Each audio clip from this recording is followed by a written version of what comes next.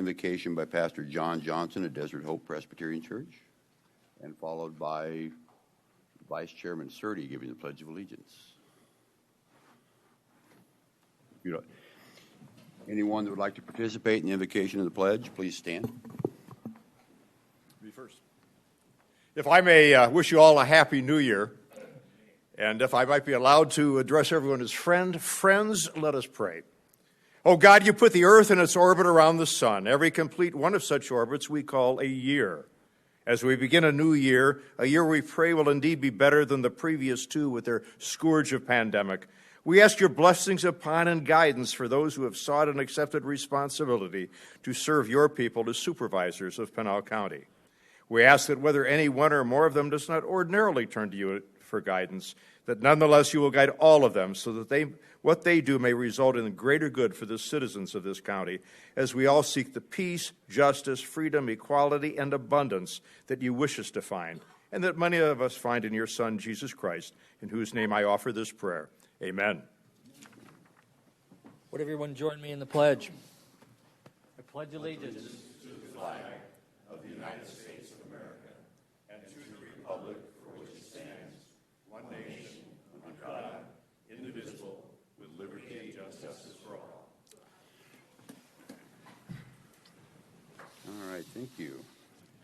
And I would call this meeting to order. Let's see, Supervisor Goodman, I believe, is attending telephonically. Is he there? Yes, Chairman. Supervisor Goodman?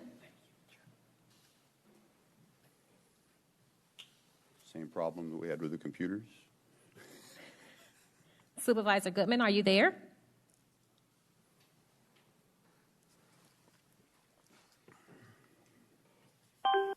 He's looking for the any key.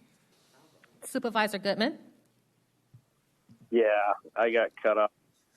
Okay, you are now present in the hearing room. Okay, thank you.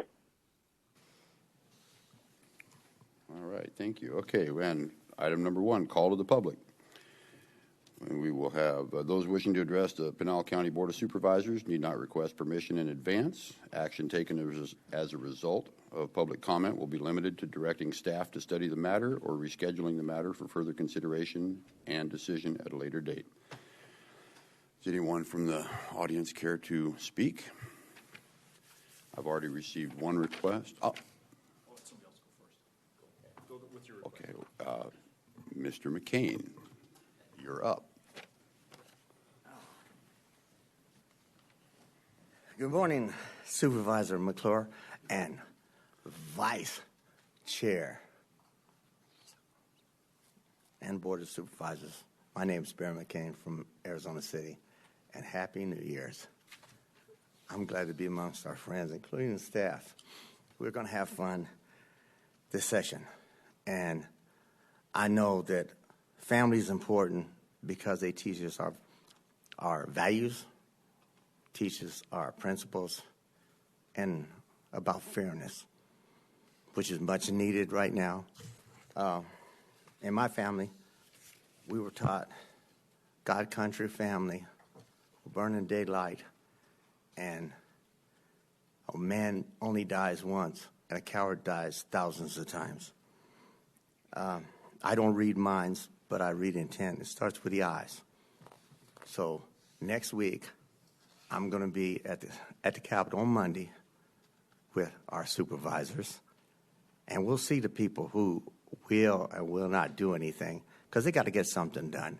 We're going to have fun and be very productive because the fact is we do care.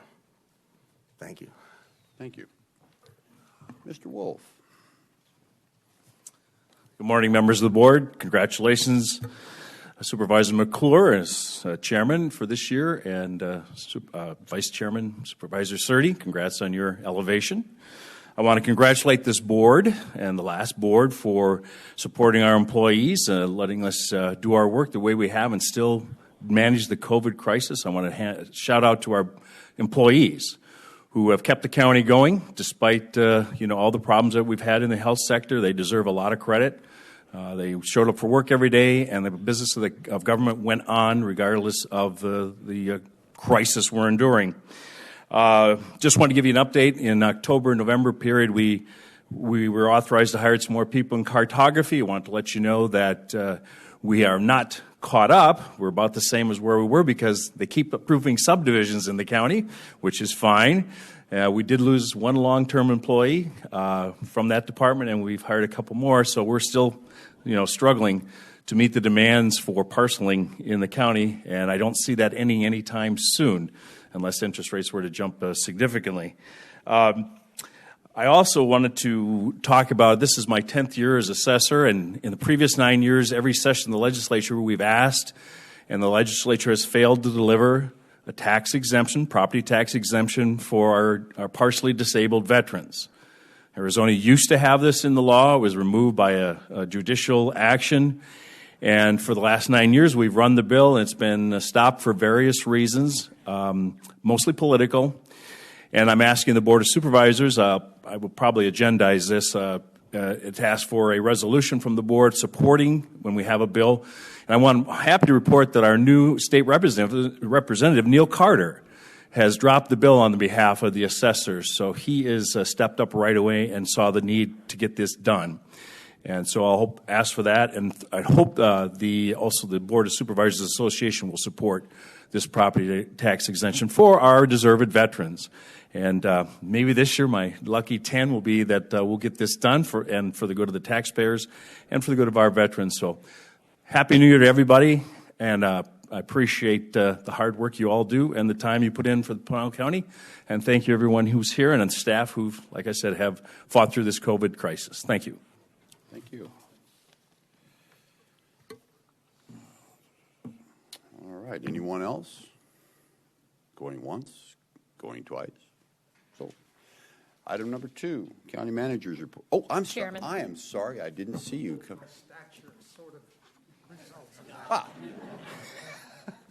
Or lack thereof. Good morning. My name is Roberto Reveles, resident of Gold Canyon. First off, congratulations to Chairman McClure, Vice Chairman Surdy. We meet during the sad anniversary, unfortunately, of an unprecedented violent attack on our democratic republic. The first time our nation has not had a peaceful transfer of presidential power. A time when some among us continue believing former President Trump's fraudulent claims that he won the election despite the actual outcome decided a year ago by Arizona's election certifying authorities. Late yesterday, we learned Trump canceled his press conference scheduled for tomorrow in Florida, announcing instead that, quote, he will discuss many of those important topics, unquote, at his January 15 rally here in Florence. Pinal County does not deserve to be besmirched by Trump's apparent assurance that here he will find support for continuing the big lie. Members of this board, I urge you to stand for truth as our neighboring Maricopa County Board of Supervisors has done. Trump's disloyal and violent campaign must not be allowed to further divide what hardworking Arizonans are still struggling to create. An Arizona with wondrous natural resources, limited water supplies, and a community of diverse peoples striving to build fulfilling lives for themselves and their children. Trump's delusional and unwelcome rally will surely aggravate already existing economic, civic, and public health challenges facing Pinal County. Moreover, his rally clearly poses a financial threat to our county. The Center for Public Integrity reported that after Trump campaign visits, 14 cities were left waiting to be reimbursed nearly $2 million for law enforcement and public safety bills. Mesa, Phoenix, and Tucson were among those who struggled to get paid. Unpaid bills by Service for Law Enforcement, a sector of workers Trump hypocritically claims to support. In many of these unpaid bill cases, there were no signed contracts between self-government, local government, and Trump's campaign. This raises concern for your Board of Supervisors' fiduciary responsibility to Pinal County taxpayers. Is Pinal County providing resources for the Trump rally, and is there a contract binding Trump's campaign to financial responsibility for costs associated with his political rally? The unsolicited rally will surely increase public divisiveness, thereby adding urgency to our need for building a stronger and more trusting relationships. At last month's meeting, I briefly suggested a process for the board to provide increased opportunities for fostering positive and constructive relationships within Pinal County. Therefore, Chairman McClure, I request that today you give direction to county management for scheduling a series of special work sessions for in-person reports by each county department head, allowing time for interaction with concerned county citizens. Therefore, furthermore, I recommend sequential interactive meetings beginning with the sheriff's office, for which the board budgets the largest share of taxpayers' funding, followed thereafter by the next largest budgeted department. Mr. Chairman, I trust that you agree that truth, transparency, and accountability must guide our county. May we hear your decision regarding direction to the staff. Thank you, Mr. Chairman. Thank you. Mr. Liu, could you look into those issues? Thank you. All right. Any more from the public? I think I'm not going to make a mistake this time. Okay, thank you. Okay, item number 2, County Manager's Report. Mr. Liu, information only. Good morning, Mr. Chairman and board members and public. Just wanted to invite you all to the grand opening of our state-of-the-art facility for the County Attorney's Office in the Jason Lopez Circle, the Justice Complex. It'll be at 1 o'clock today, and the public is welcome. Thank you. Thank you. All right, number 3, Purchasing Division Report. And I would bet that would be Tara Peterson. Ms. Peterson, how are you today?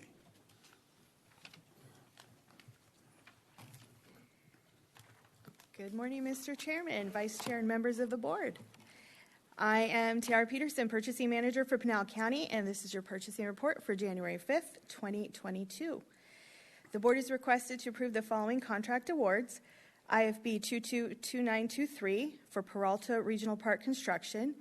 We recommend that Trail Stewardship Solutions be awarded a contract in the bid amount of $151,194. This contract will be used by the Open Space and Trails Department. IFB 224623 for the Medical Examiner's Building Project.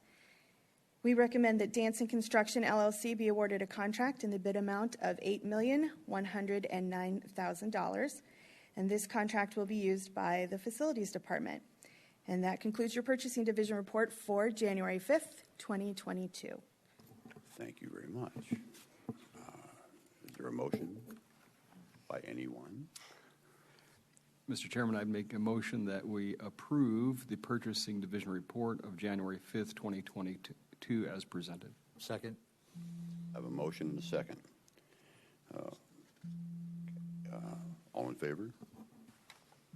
Aye. Aye. Aye. Aye. I believe that's unanimous. All right, thank you very much. Thank you, Ms. Peterson. Item number 4, consent items. It says all items indicated by an asterisk will be will be handled by a single vote as part of the consent agenda unless a board member, county manager, or member of the public objects at the time the agenda item is called. And let's see, I would ask the board, are there any items that I already have a request actually for items, I believe K, Y, and AM by Vice Chair Surdy. Are there others? Mr. Chairman, I would ask that you pull item D, David, M, Mary, Q, Queen, and then AH and AI go together.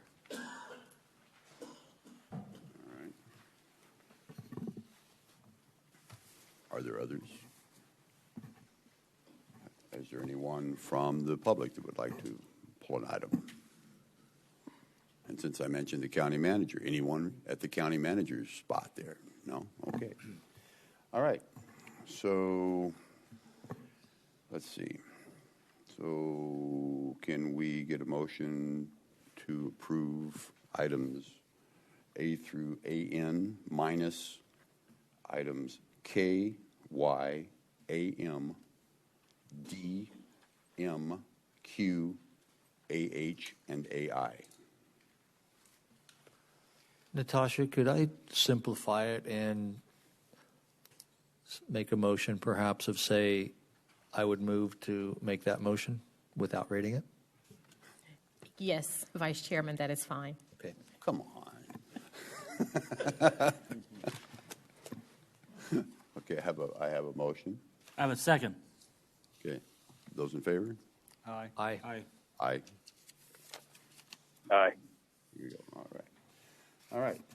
The first item, let's see. Good heavens. Let's see, will be item D as David. Mr. Kavanaugh. Thank you, Mr. Chairman. This is an item to approve a liquor license for a special event to occur in Oracle, and my reason for pulling it is to draw attention to this event. This is a bicycling event, and bicycling events draw hundreds of millions of dollars to economies locally.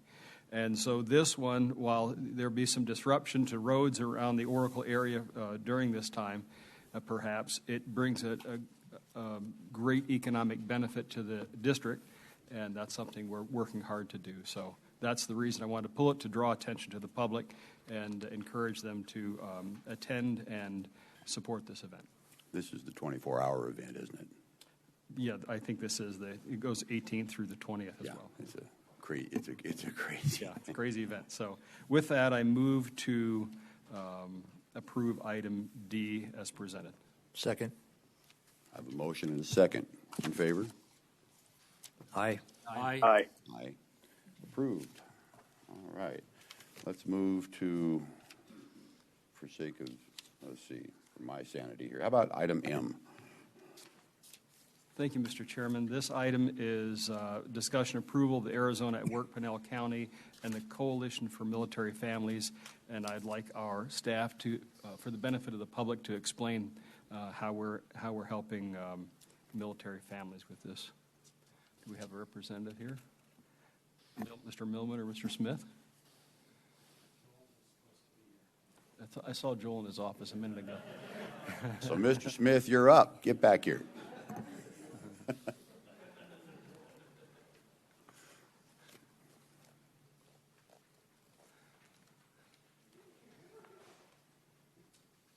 Boy, this play is going slowly. We had the star, and then the second stepped out. Oh, here we go. Mr. Millman, you're on deck. So, Mr. Millman, we pulled item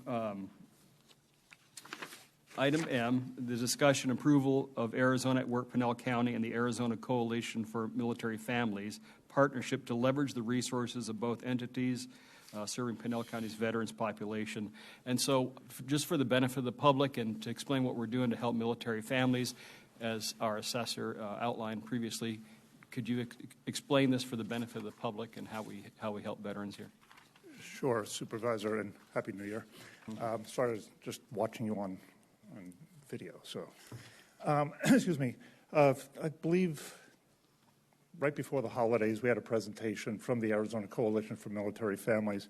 This is an organization that has partnered with Arizona at Work statewide to serve and enhance the employability options and opportunities for the veteran population that we serve on the workforce side.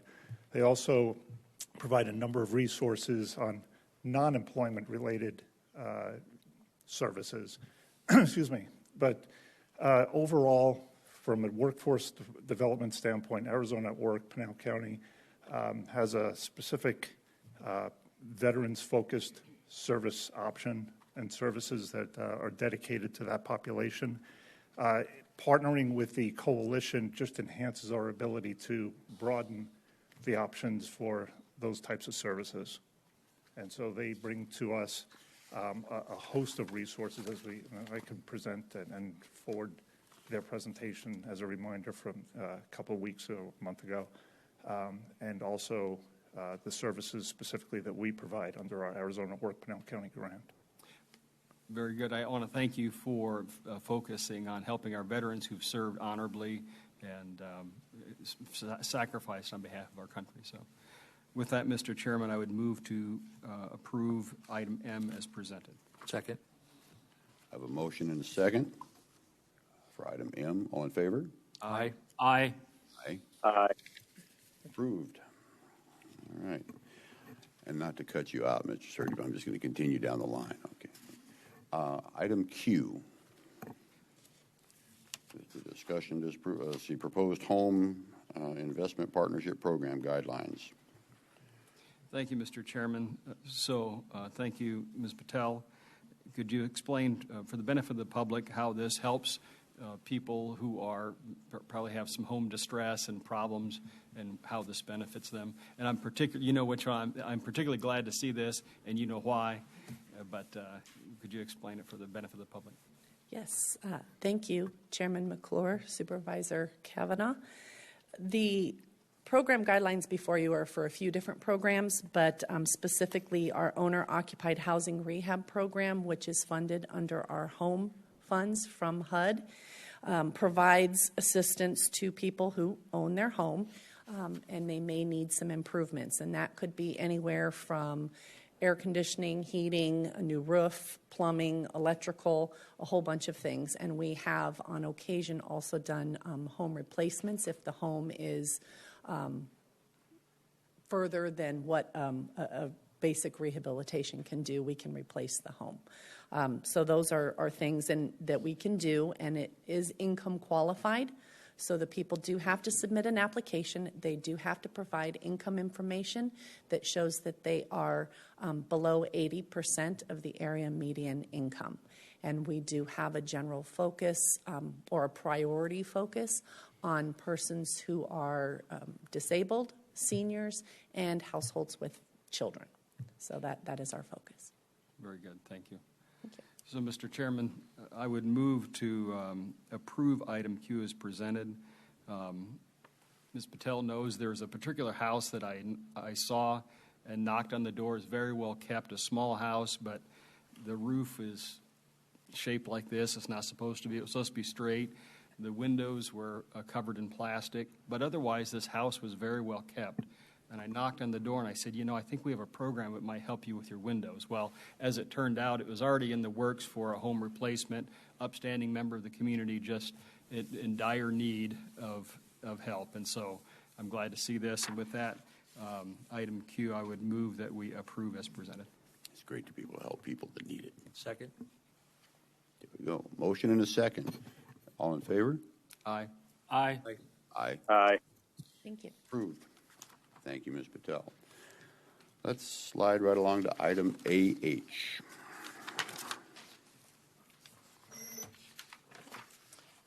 Mr. Chairman. And AI, I'm sorry, yes. Well, AH and EI go together.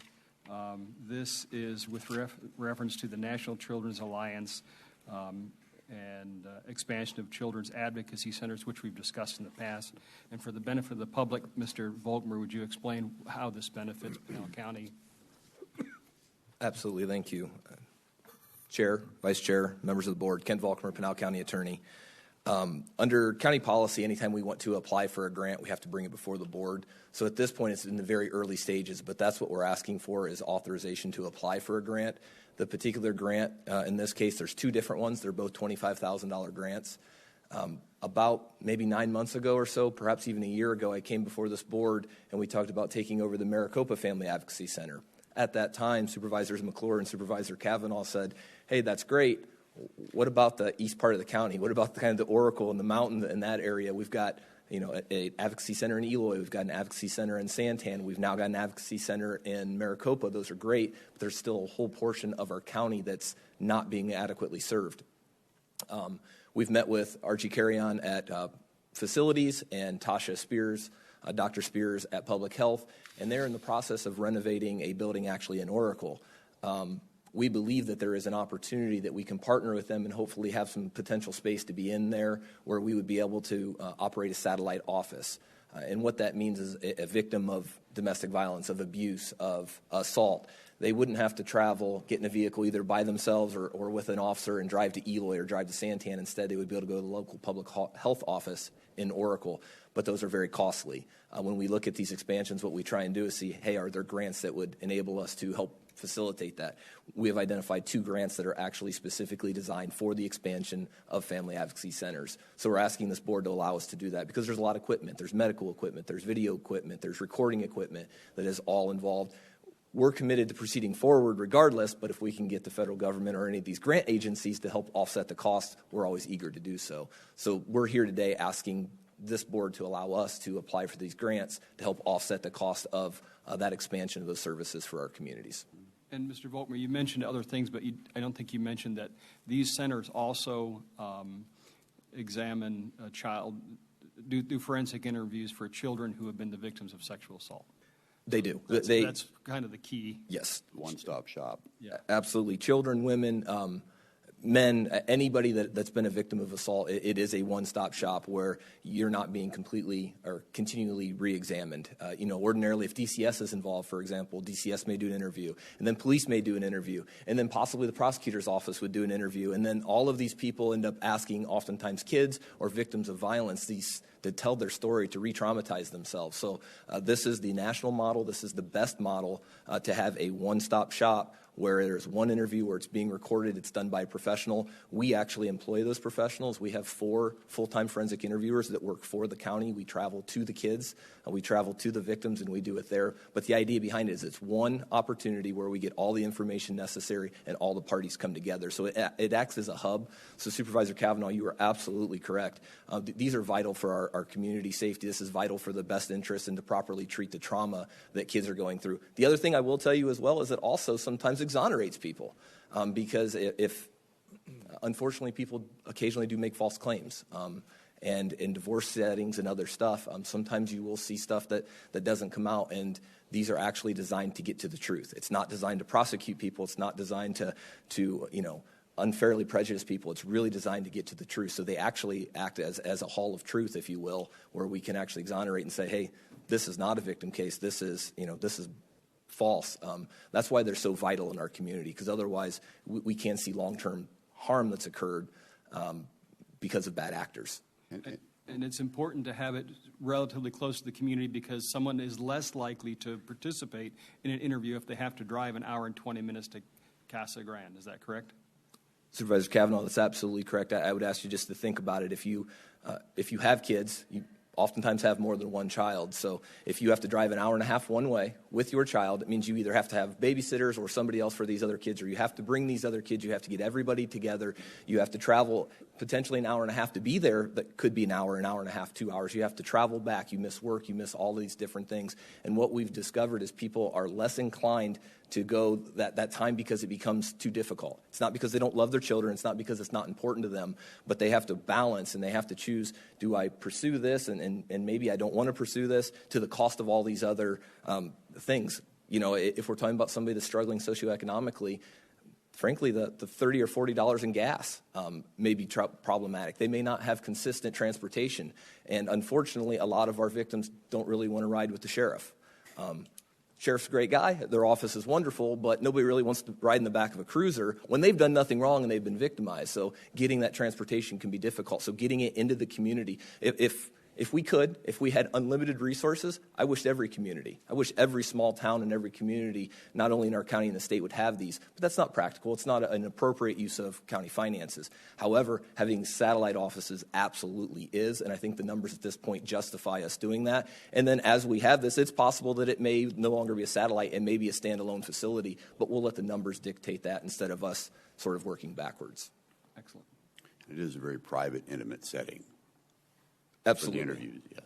Oh, absolutely. It is, we don't advertise it. I mean, there is one on Santan that you can see, but once you go in, all the windows are blacked out, so there's not people there. The idea is we don't want to be re-traumatized. We don't want people to know that they're going in there. We actually always try and have parking kind of around back and in secure locations just to again, make sure that it's a confidential proceeding. Because again, you're talking about intimate details. You're talking about family issues. You're talking about sexual assault. You're talking about physical abuse. You're talking about DCS involvement. Those are the type of cases, not something that we want to publicize. So having these secure, quiet, and private locations are absolutely vital. All right. So can I get a motion here? I motion, Mr. Chairman, that we approve A, H, and AI as presented. Second. I have a motion and a second. In favor? Aye. Aye. Aye. Aye. Approved. AH and A. Is that okay to do AH and AI together? They are approved. All right. Thank you very much. Moving right along, let's go to item K.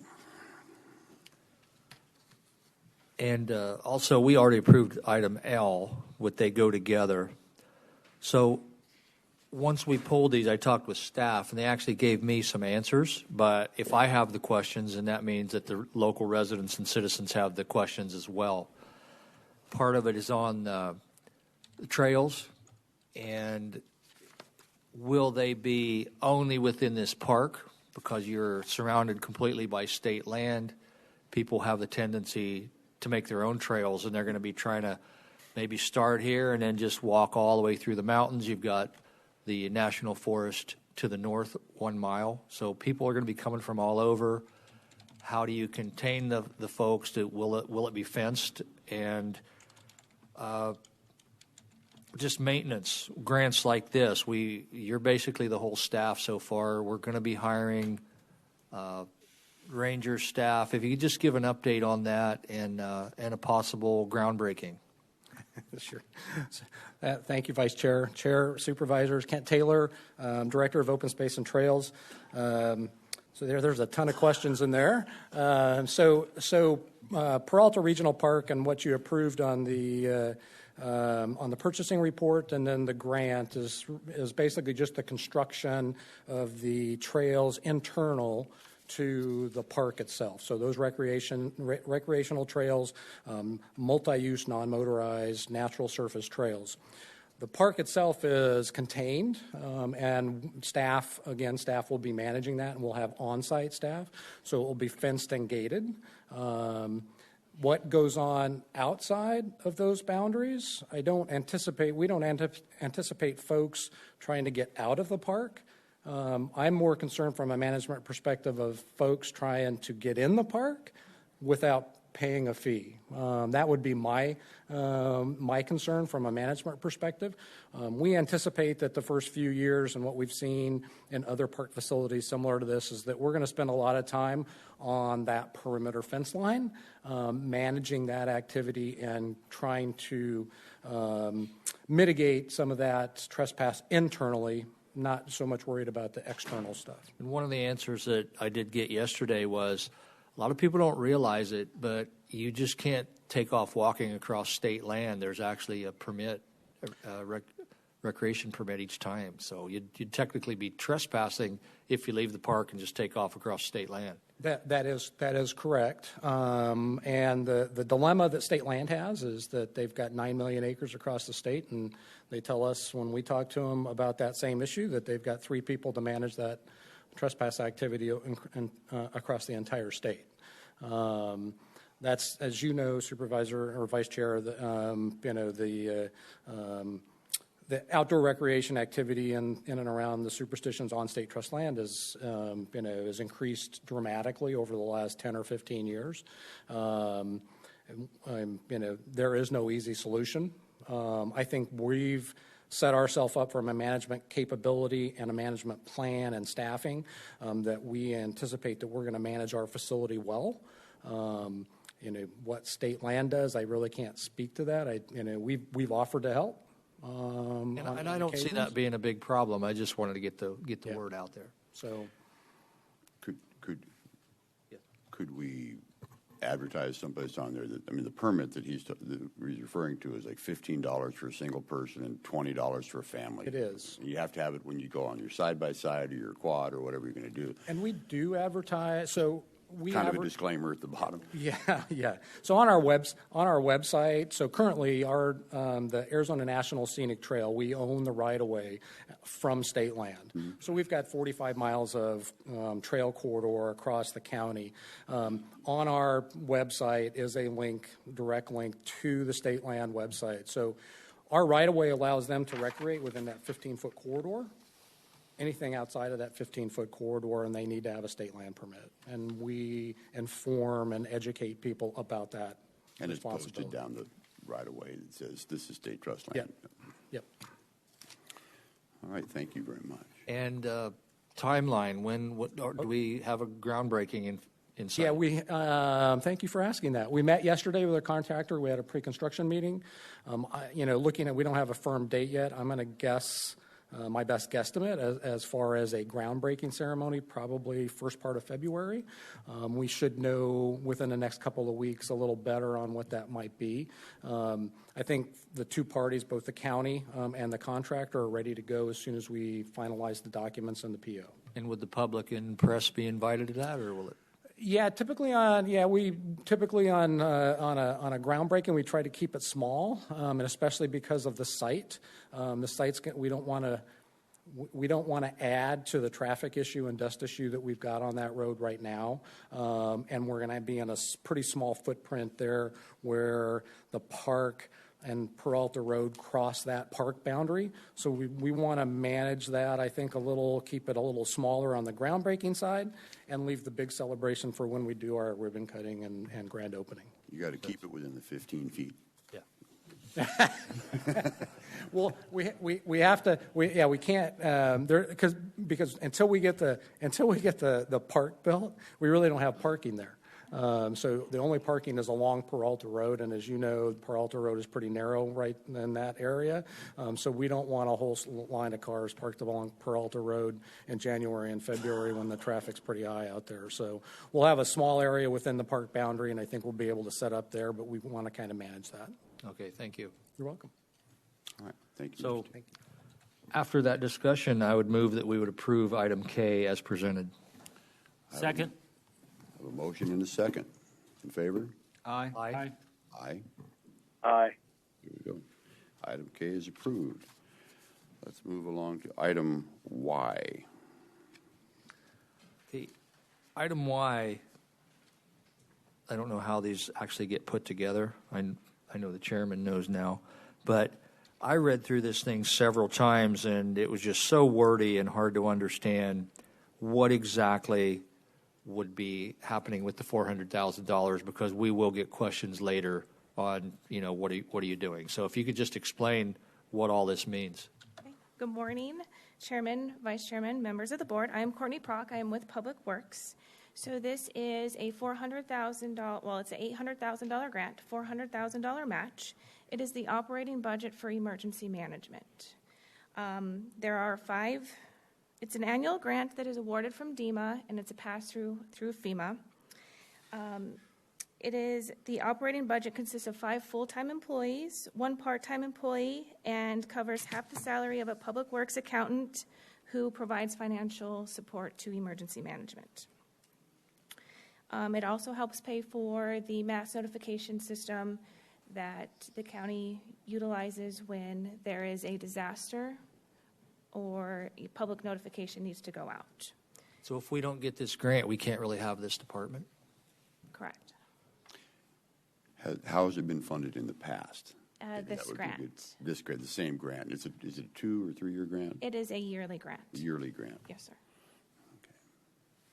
Okay.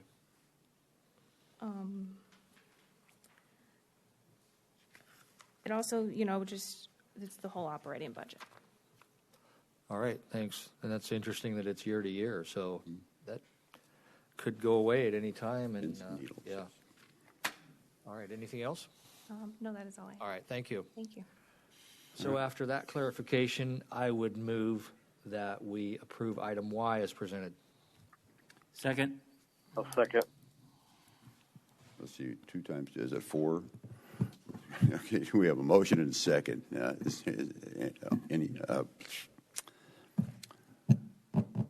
All in favor? There you go. I can't even think of the words at the moment. Anyway. Aye. There we, that's the one I'm looking for. Aye. Okay. Aye. There we go. Okay, Y is approved. Thank you very much. Good heavens. Okay, item AM. Okay, and on my last one, I believe I would be directing this probably to Leo to answer, or Himanshu. But I have with, some questions as well. yeah, with this rescue, so many citizens still come up to me. What happened to that money? Where is it? Who's eligible?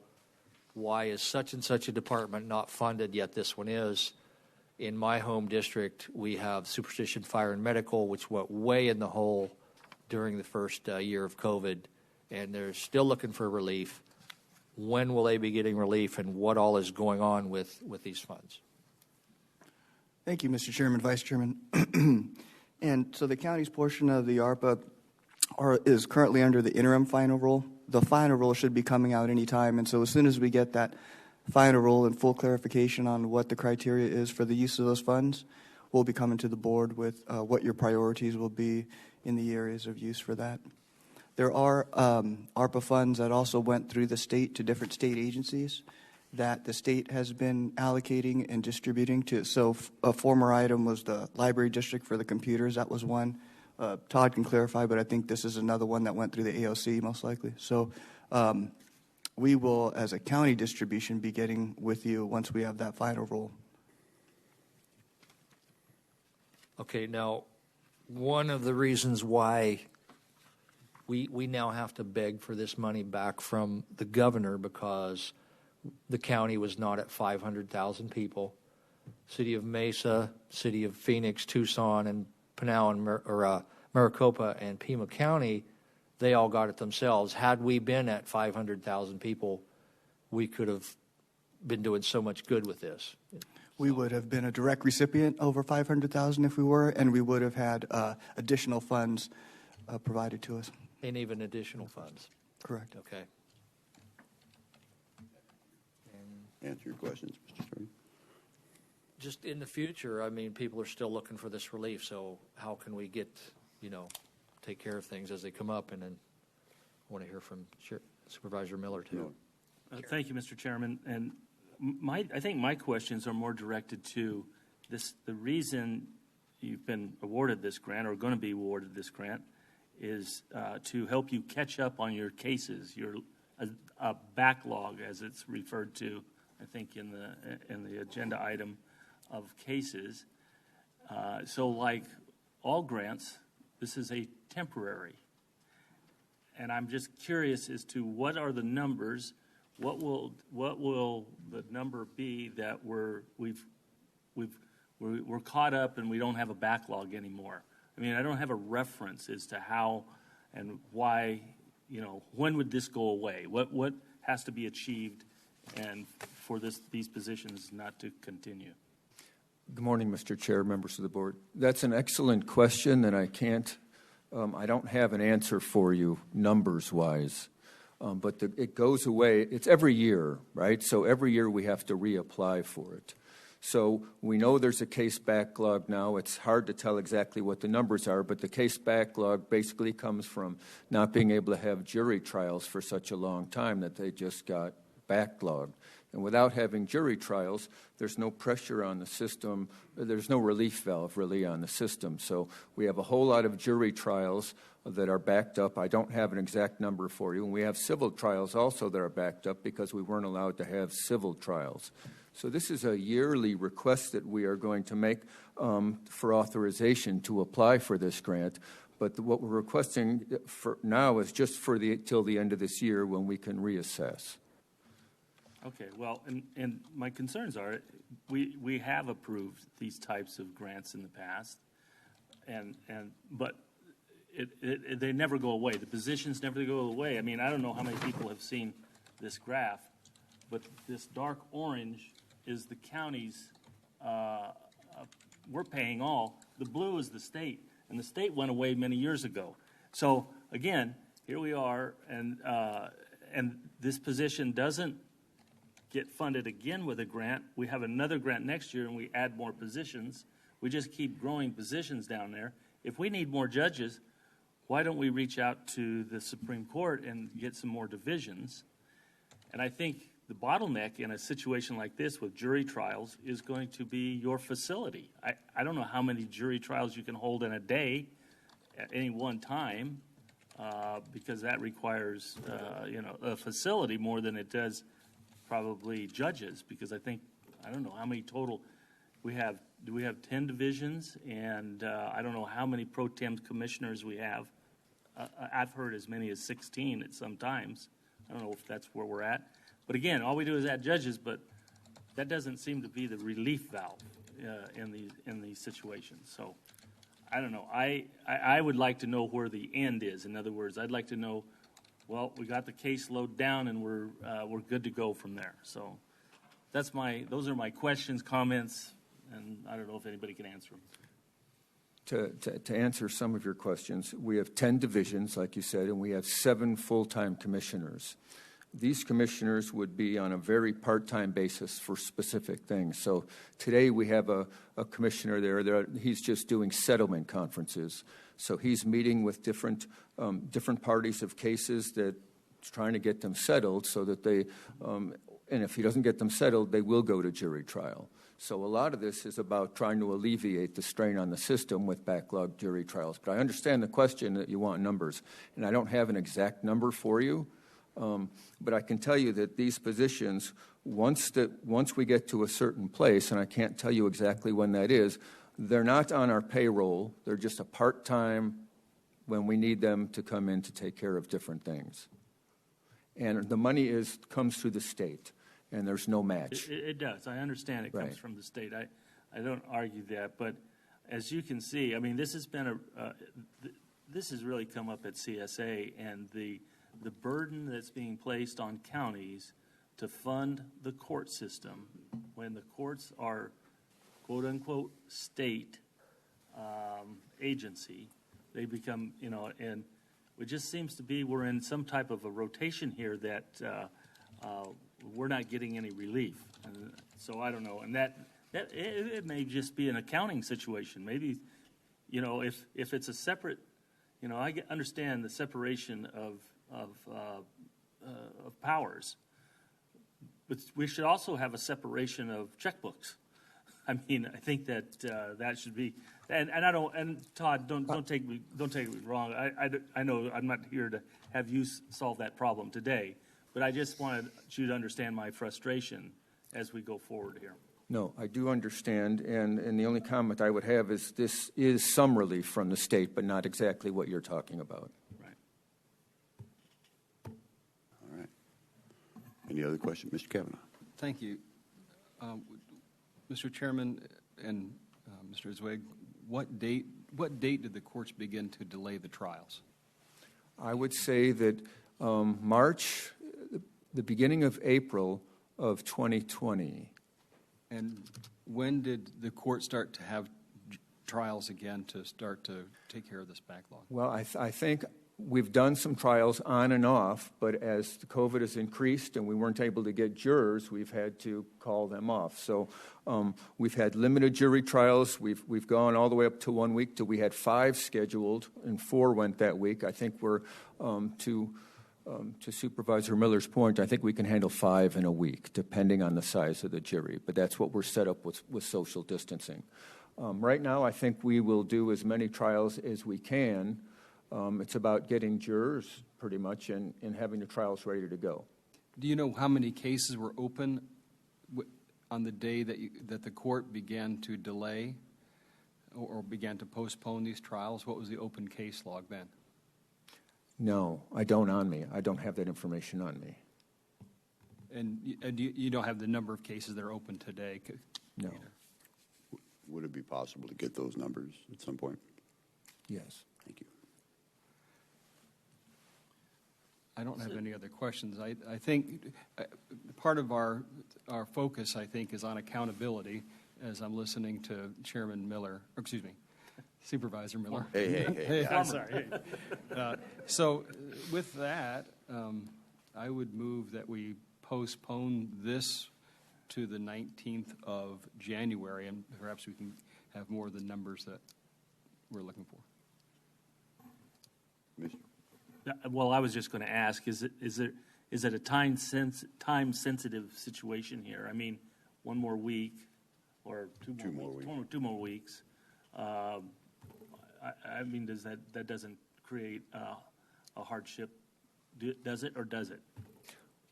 Well, I would say it's not a hardship, but it's going to be a cost, and the cost will be to the county because the presiding judge has appointed some senior commissioners now to begin this work. And if we don't use this money to pay for those senior commissioners, we'll have to pay for them out of a different fund. And that would be a county fund. For the horse, yes. Yeah. More frustration. And bigger case backlog.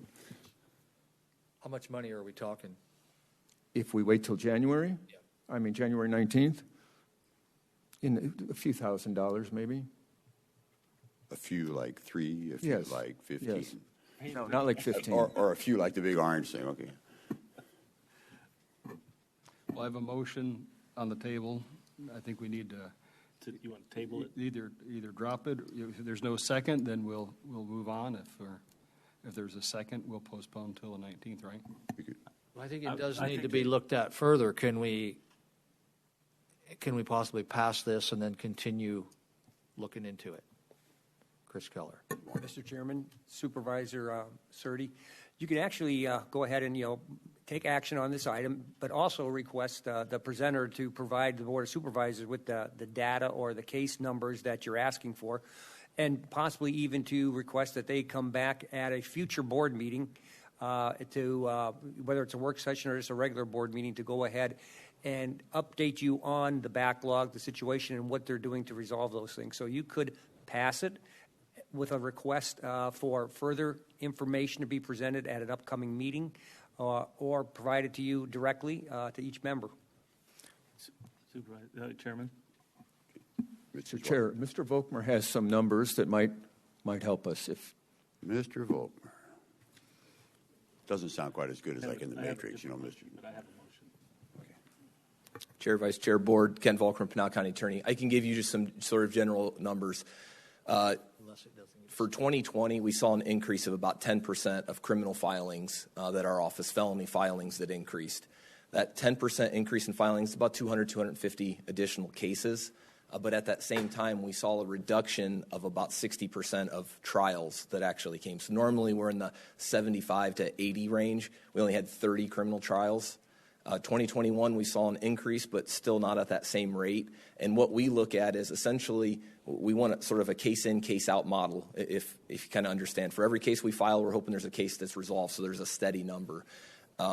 We filed about 2,400, and we only resolved about 1,800 cases, so we had a plus 600 number. So there is this backlog. Now the backlog does appear to be easing, but we have found a bottleneck. I would support Mr. Zweig in AOC's position that trials are necessary to get cases resolved because defendants are less likely to take a plea agreement unless there is a hard backstop. And that hard backstop for a plea to go away would, in fact, be that jury trial.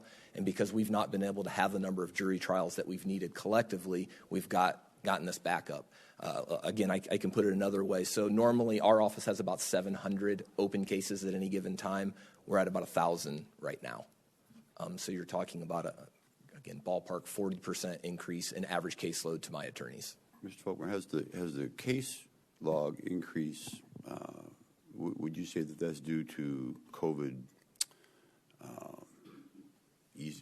more openness? I mean, now people are out moving around, doing more, causing more problems. Is that what you're seeing? Do you think do you understand my question? I do understand your question, Chair. The increase happened because of just people were locked in for a year and they came out and made a lot of bad decisions. People got high. There's a lot of substance abuse. There's a lot of mental health issues that are being exacerbated because of the various public health safety measures that we have. So we saw this sort of building backlog. And I will tell you that my office, the Public Defender's Office, the Public Defense Services, the AOC, we met every Friday. What can we do? Because we could see this this sort of building, and we were afraid at some point the pipe was going to explode. What happened is the court has decided to start having more trials. And they slowly started saying, okay, we can have one trial. Now we can have 2 per week. Now we can do 3, and they've expanded. As we've seen those trials expand, we've seen the pressure being put on that pipeline reduced. So my analysis and my office's vision is the more trials that we can have, the less pressure that's being put on the system. But as Mr. Zweig said, when COVID flares up, what we see is jurors that are less likely to come in. When jurors don't come in, we don't have those trials, suddenly that back pressure keeps building up. So that sort of fluctuation, if you will, is almost entirely dependent on trials being resolved because we just can't get cases resolved. Nobody's really looking to go to prison if there's a prison offer, unless going to trial means they're going to get an even longer prison sentence. Then suddenly the offer we're making looks a lot more viable. And once we got a couple convictions, the court was putting people in prison, you saw a relief. And then COVID flares up again under Delta, and you saw some winnowing of trials. You got to the holiday, you saw a winnowing in trials. So it's not a straight line. If I were to put it on a graph, it doesn't go like that. It bounces considerably. The only consistent we've seen is trials. So in that respect, I do fully support the AOC. I support Todd. I will tell you that I've personally went to our presiding judge and our presiding criminal judge, and said, please give us trials. We need trials for our system. I cannot speak for the civil or the family law, but for the criminal justice system, we can't function without trials. And the use of these senior judges, we're talking, it's Judge Bill O'Neill, it's Judge Boyd Johnson. We're talking about judges that have a lot of history in our community. They carry a lot of weight. They're able to get cases resolved. They're able to sit down and have that aura to tell defense counsel, to tell my office, to tell defendants, this is a case that shouldn't go to trial. And they're very effective in resolving cases. So bringing them on, I think, was a good move. I think that does help. But we do need to make sure that we can continue trials. Otherwise, I'm going to be back before you at some point saying I need to expand my office. And to Supervisor Miller's point, once you expand my office, it never shrinks. So we're trying to keep it as tight as possible. We're just dealing with this backlog. And we just got a new building. We can't get it bigger. Okay, we're not doing another one of those. A twin building would look gorgeous. I'm just putting it out there. So, point of order, Mr. Chairman. There's a motion on the table. You can ask for a second. If there's no second, then we'll just move on to the next motion. Did you have a question before? Well, yeah, I do have a question, and I don't know if the county attorney or Todd wants to do it, but have you scheduled 5 jury trials in court for this next week? I mean, really, the bottleneck is the facility, is how many people and the number of people that you can get in to create a jury. I mean, there lies some of the problems. So I'm asking, if you get asked to be on a jury, please, accept it and do it, because that's where we run into the biggest problems, as I understand. Supervisor, you're right. And if I can, I spoke with Norma Ortega, who is, although I think Norma has a different last name because she got married, and I apologize, Norma. But I just spoke with her yesterday on the phone about a trial, and I know Judge Olson wanted 80 jurors there because it was like a 6-week trial, and he wanted 80 to show up for the selection. They ended up having to call, I believe, almost 300 jurors just to get 80 to show up. So that's the issue that we're looking at, and that's for one trial. Now, that's a big trial, but that's one trial. We have a capital trial that was supposed to begin in 2 weeks. We needed to call about 500 people just to get the 100 to 150 that are going to show up. So you're right, it is jury. So our facility can handle it better than our juries can. And we also have only one jury assembly room.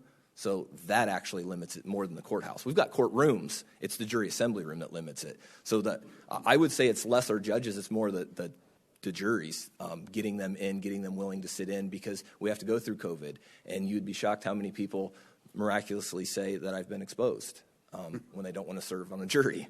And there's, what are we going to do? We're going to call them liars? Or are we going to, send the sheriffs out and waste those resources? But they're like, oh, I got a kid in school, and suddenly, he's got the sniffles.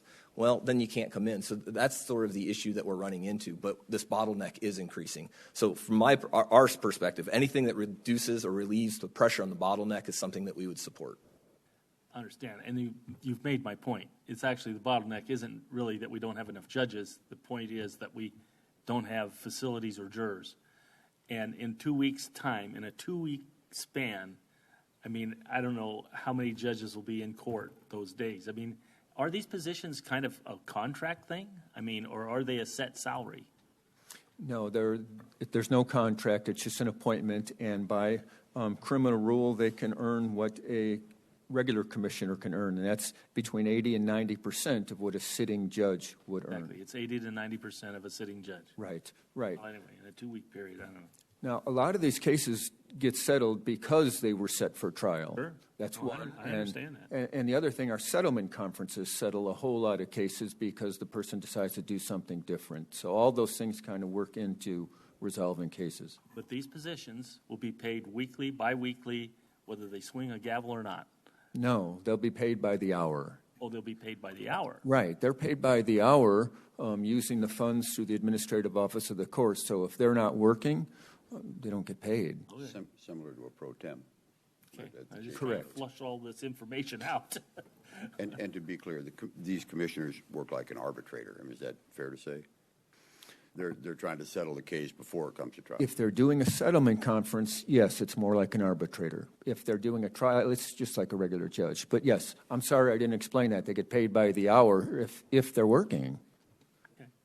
Okay. So we have, I don't even remember what the motion is. What? The motion was made by Supervisor Kavanaugh to continue the item to January 19th. Okay, that's our motion. Do we have a second? I'll second that. All right, in favor? Aye. Aye. Aye. Aye. Aye. Okay. All right, Till the 19th. motion is, We'll cover the bill till then. May I ask one question? you may. Can you tell me exactly what numbers I can bring? Because I don't know what I have that's going to be more enlightening than what. Can I offer a suggestion? Certainly. Why don't we get with Mr. Liu's office, each one of us send an email to Mr. Liu, and we'll tell him what specifically what I'm looking for. They may be looking for something different, and then we'll allow you to take that through the county Thank you. manager's office. Thank you. And the budget office. Thank you. Is that okay? That works, yeah, that's good. Thank you. Thank you, Mr. Chair. Thank you, Mr. Zweig. So we're done with all the pulled items. I believe so. Yeah. I think we've gone on. All right. Let's see here. Well then, I'm going to recess the Board of Supervisors regular meeting like that. And we're going to convene the Pinal County Public Health Services District Board of Directors meeting. And like that. And so, all the items here presented are consent items. Let's see. Is there anyone from the board or the county manager or the public that would like to pull an item? See, boy, it's cleared out. Seeing none. All right. I would ask for a motion. Mr. Chairman, I move to approve the consent items for the Pinal County Health Department's agenda. Second. I have a motion and a second. All in favor? Aye. Aye. All right. Mr. Goodman, are you there? I said aye. Oh, did you? Okay, we didn't hear you. Okay, thank you very much. Okay, and that would be approved. All right, I will adjourn the Public Health Services District Board of Directors meeting and reconvene the Board of Supervisors regular meeting. We are now at item 6, the discussion approval of right-of-way license agreement between Pinal County and Wired Connect LLC for the use of county right-of-ways. And we have Scott. You don't look like Megan to me. Nope, and we've talked about this before. It's a good thing. Okay. Yes, Mr. Chairman, Scott Johnson from the County Attorney's Office. On the phone, we have a representative from Wired Connect, and before the board today is approval, disapproval of a right-of-way license for Wired Connect to provide internet service to the county. This is a 5-year term, and it is the recommendation of Public Works and the County Attorney's Office for approval. I'm here to answer any questions, and I do have Megan Villegas from Public Works who can answer questions as well. Any questions? All right, and this has a public hearing aspect to it. I'd open the public hearing. Is there anyone from the public that would like to speak to this item? Seeing none, I'll close the public hearing, and I'd ask for a motion. Mr. Chairman, I would move that we approve item 6 as presented. Second. I have a motion and a second. In favor? Aye. Aye. Aye. Aye. Aye. There we go. I heard you that time, Mr. Good. Okay. Okay. We are Pardon moving. me. Item number 7, Pinal County policies and procedures, like sick leave and vacation leave. This looks like Randy Tracy, maybe, but certainly Mary Ellen Shepherd.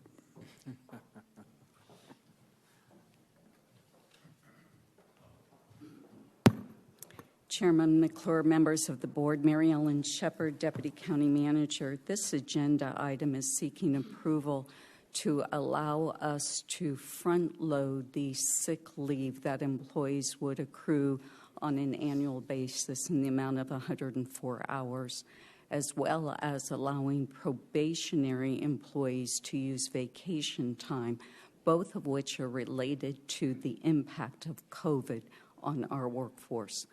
To the extent we're able to, employees are allowed to telework if they need to isolate or quarantine. However, that isn't always an option, so we're seeking to provide them with sufficient sick leave in order that COVID doesn't have a detrimental impact on our workforce. And this was done in the past, correct? Thank you, Chairman. Yes, this was done in both 2020 and 2021. Are there any questions from anyone? Okay, I'd ask for a motion, please. Mr. Chairman, I move that we approve item 7 as presented. Second.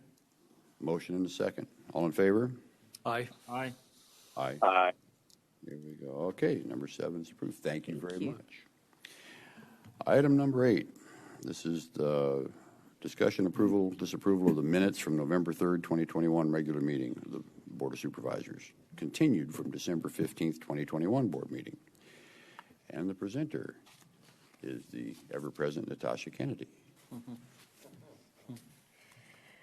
Chairman, Vice Chairman, board members, what you have before you is the minutes from the November 3rd meeting. The minutes were continued from our December 15th meeting. On those minutes, on page 3, what you have on the screen is 2 clarifications to those minutes. The first clarification is Ms. Judy Smith submitted a public comment via email, and it was read into the record that her stance was neutral. Later during that meeting, which is highlighted on the screen for you, is she actually clarified that she was in opposition. So the previous minutes was inclusive of that information at the bottom highlighted. However, to clarify, when it was stated that it was a neutral position, we included Judy Smith later spoke to clarify her opposition. And the second clarification is Sue Scott. We just, in parentheses, added prior to meeting convening. Our previous minutes have included preceding the meeting being convened. And so we wanted to make sure that we kept it consistent with our previous minutes regarding this subject matter. So to clarify for Sue Scott, we did include in parentheses prior to meeting convening. And so I am seeking approval of the minutes as presented today, and then also the final minutes is attached to the agenda item as well. Thank you, Ms. Kennedy. And do I have any questions? Seeing none. All right, can I find a motion here? Mr. Chairman, I move that we approve item 8, the minutes, with the correction and the final version. Second. I have a motion and a second. All in favor? Aye. Aye. Oh, I heard him. Okay, thank you very much. That's item number 9, discussion. Let's see, board members' request for future agenda items and or reports to be presented at upcoming meetings. Does anyone have anything they'd like to place on a future agenda? I see Supervisor Kavanaugh raising his hand. Yes. Thank you, Mr. Chairman. A discussion of temporary or these parking structures that folks order through a local company or online and assemble and how our planning and zoning and code handles those. And this will be for discussion only so that we can maybe develop another policy that is consistent with our constituents' expectations. All right, thank you. Any other items to be placed? Seeing none, all right, that works. Want to commend Chairman McClure for not doing a terrible job today. Oh, thank you. That was the expectation. Oh, thank you very much. I'm just glad I exceed expectations. That's good. All right, in that case, that concludes our business. This meeting is adjourned. Amen. Thank you very much.